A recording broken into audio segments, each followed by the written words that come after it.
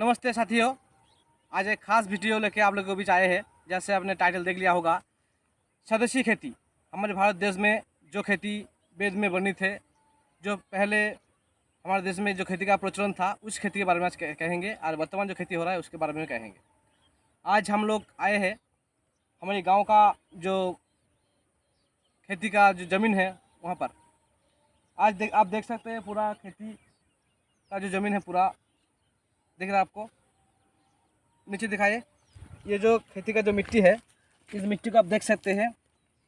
देखिए, ये मिट्टी को देख सकते हैं आप, इसमें कुछ पौष्टिक तत्व है ही नहीं दिखेगा आपको। और जो मिट्टी का जो केंचो होता है, मतलब जो लंबा लंबा जो कीड़ा होता है मिट्टी का ज़मीन के अंदर, वो आपको कहीं भी नहीं दिखेगा।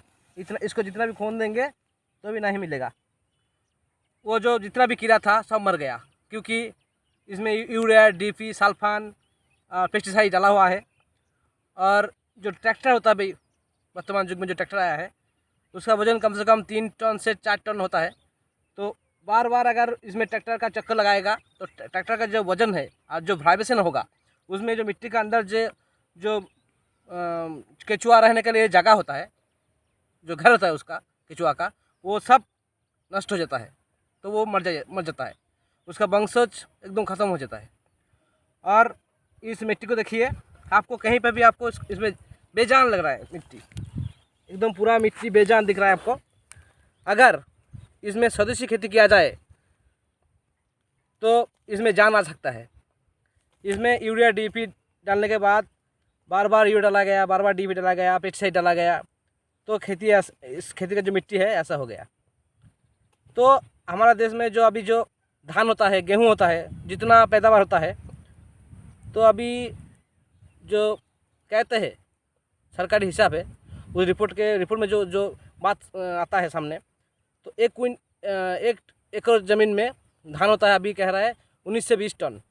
लेकिन हमारा वेद में बनी थे 1 एकड़ ज़मीन में कम से कम 50 से 56 क्विंटल धान होता था पहले, बिना यूरिया पेस्टिसाइड डालने के बाद भी। तो पहले जो खेती होता था कैसे होता था। और ये देखिए, ये जो डाला हुआ है, जो गोबर है, जो घर में जो पशु रहता है, गाय भैंस वगैरह, उसका जो मल निकालता है, हम गोबर कहते हैं उसको। ये भी देखिए, इसमें कोई जान नहीं है, बेजान हो गया। मतलब इसमें जितना भी सूक्ष्म जीव होना चाहिए वो नहीं है, क्योंकि ये पूरा इसको दिखाइए, पूरा साल डला हुआ था घर के पास। तो इसका जो सूक्ष्म जीवाणु है सब मर गया, क्योंकि इसमें पानी नहीं है, सूख गया। तो पानी जब सूख जाता है तो इसमें इसका जो सूक्ष्म जीव होता है सब मर जाता है। ये सूक्ष्म जीव एक छोटा सा 1 ग्राम गोबर में कम से कम 2 करोड़ से 10 करोड़ तक होता है सूक्ष्म जीव, वो सब मर गया होता है। जैसे हम रोटी खाते हैं, अगर हम 10 दिन 20 दिन का सूखा रोटी खाएंगे तो क्या हमारा शरीर में वो लगेगा? नहीं लगेगा ना। उसी तरह ये गोबर जो ज़मीन के लिए खाना है, जो केचुआ का खाना है, अगर उसको अब सुखा के एक साल सूख जाता है, तब उसके बाद हम अगर डालते हैं ज़मीन में, तो अब केचुआ को क्या खाना मिलेगा। और केचुआ जब तक जिंदा नहीं रहेगा तो मिट्टी उर्वर नहीं हो सकता है।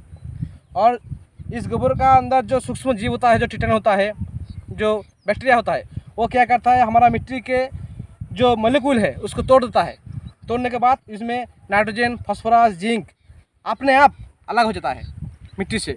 और वो पौष्टिक तत्व जब हमारा धान हम बोनते हैं, गेहूँ लगाता है, कुछ भी चाष करता है, तो क्या होता है, जो पेड़ के जो मतलब जो पौधा निकलता है सरसों का, तो उसका जो मूल होता है, उसका मूल मिट्टी से खींचता है वो मॉलिक्यूल को। लेकिन वो मॉलिक्यूल इसमें है, लेकिन वो उसको अलग कौन करता है? ये जो सूक्ष्म जीव होता है गोबर का, वही अलग करता है। तो हमें स्वदेशी खेती कैसे बनाना है, कैसे करना है? आपको 1 एकड़ ज़मीन में 10 किलो गोबर लेना है, 10 किलो गाय का मूत्र लेना है, 1 किलो गुड़ लेना है, और 1 किलो जो मैदा होता है ना, आटा कहता है हम उसको 1 किलो लेना है। और 1 किलो किसी भी ख़राब हो बेसन वगैरह कुछ कलाई का छिलका वगैरह 1 किलो और डालना है।